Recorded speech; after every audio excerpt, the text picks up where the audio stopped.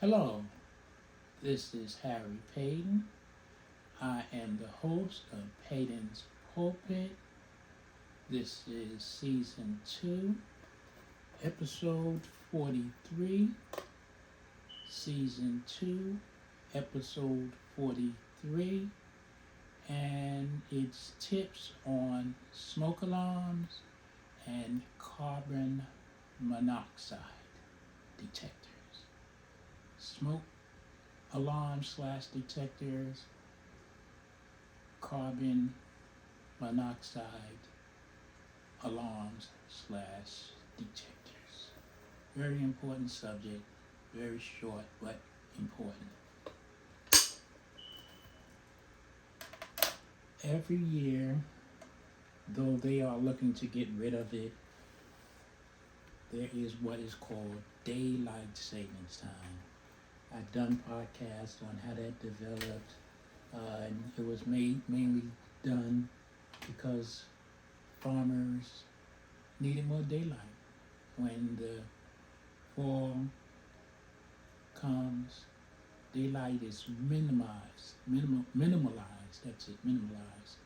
So there's less daylight according to the hours of summer and spring. So what they do is you always remember it as fall back. Fall, Fall, back. The season is fall, so they use it fall back, spring forward. In essence, it's just a good way to remember it. You gain an hour in the fall because time goes back an hour.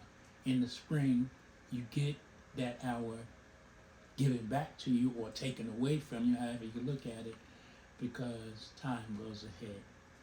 But today, I'm going to talk about two very important things that should be in everyone's home.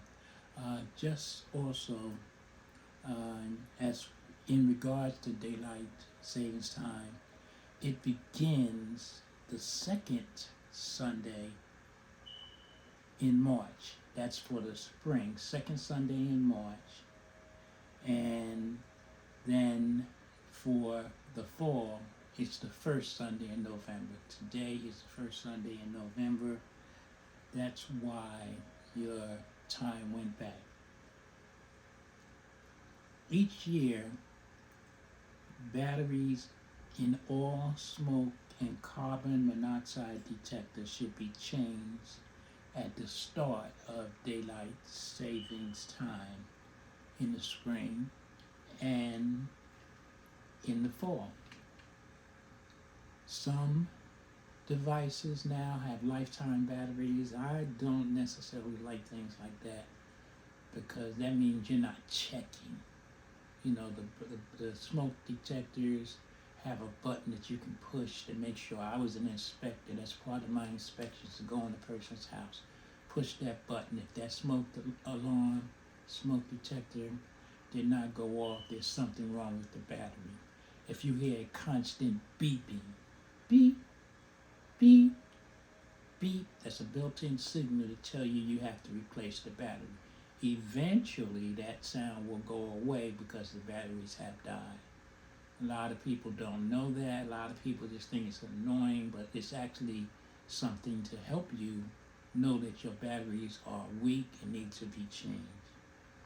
So check, make sure you know what type you have. If you have lifetime, that's good, but I still would have one where you put the battery. You can never have too many smoke detectors or carbon monoxide detectors. You can never have too many. Don't let anybody tell you any different. These devices save lives. Change your battery today. Don't wait. Don't sit down and look at TV. Don't fix your dinner. Don't go to your girlfriend, boyfriend's, friend's house. Do it today. As an inspector, I've seen the aftermath of fires, not the way a fireman would see it, but I've seen the aftermath. Walls are destroyed. Pictures destroyed. What doesn't get destroyed from the fire gets destroyed from the water the firemen and women have to use. So, change today. You install your smoke detectors at each level. If you have 3 levels, you have your basement, you have your first floor, you have your second floor. For each level, there should be at least one smoke detector. Install your smoke detectors outside of each bedroom. Why? Because the majority of fires happen when we are not awake. For some reason, we left something on the stove, an electrical outlet is acting up, and you're asleep. So when you're asleep, you can't detect things. When you're up, oh wow, let me put that out. But when you're asleep, so put smoke detectors outside of your bedroom. Don't put them too close to the kitchen because that defeats the purpose. You burn something, your smoke detector's gonna go off. So put it away from the kitchen, but close enough to the kitchen that there is a fire. If you need assistance, most fire departments have brochures that can assist you. Many of them in smaller towns will come out and help you.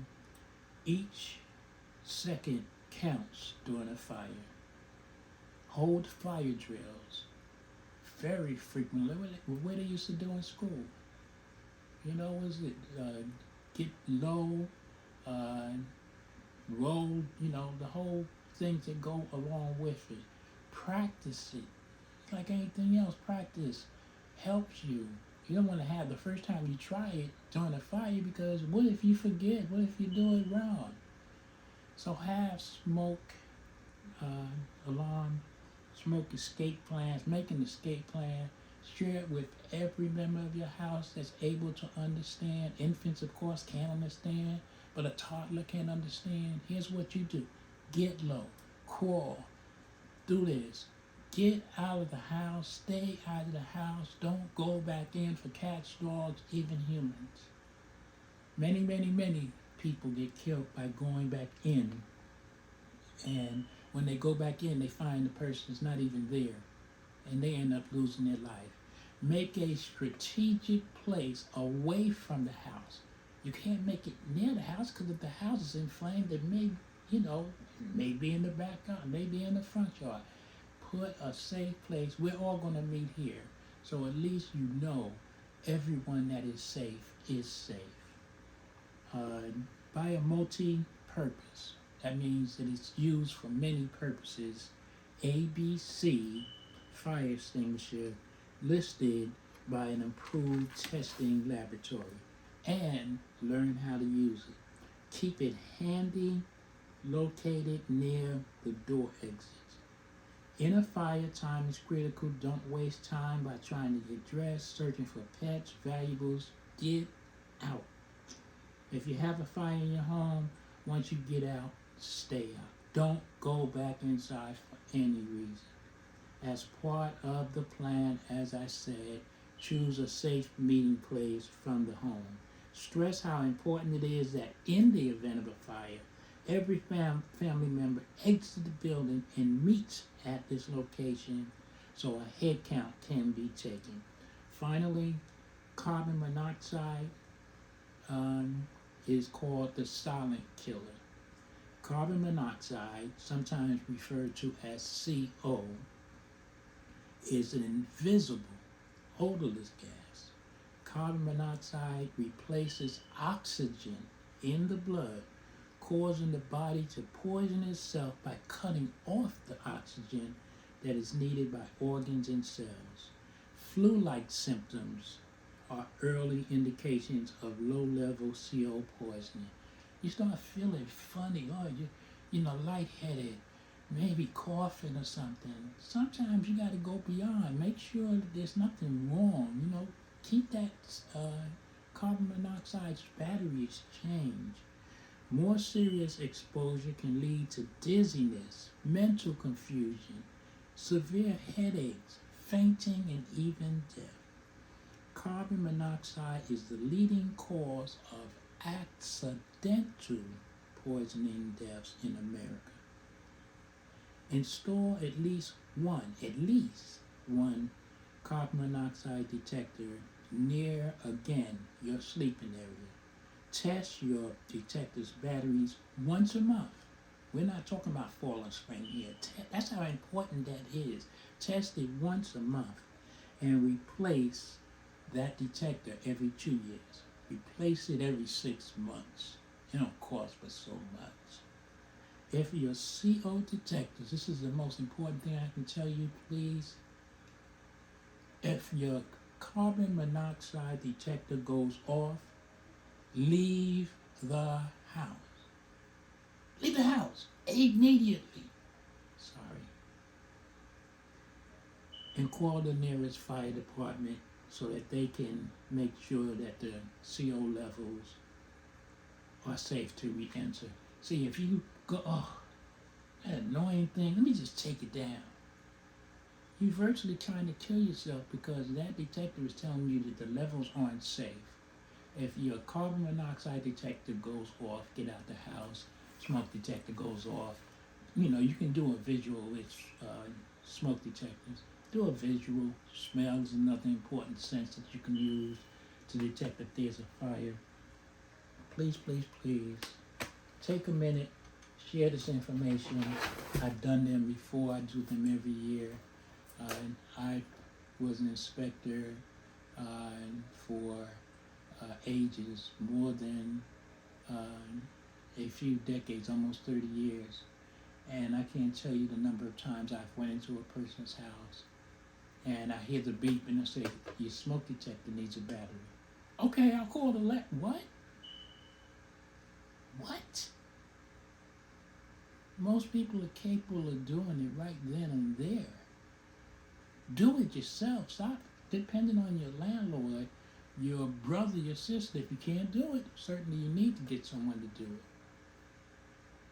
But I'm a senior citizen. I'll get on a ladder in a minute. I'll get on a step in a minute, being cautious and being careful. But change your smoke detector batteries and carbon monoxide batteries regularly. Now's the time to do it, daylight savings time. To God be the glory. Hopefully you'll never have any fire or carbon monoxide CO problems. I hope these tips help. To God be the glory.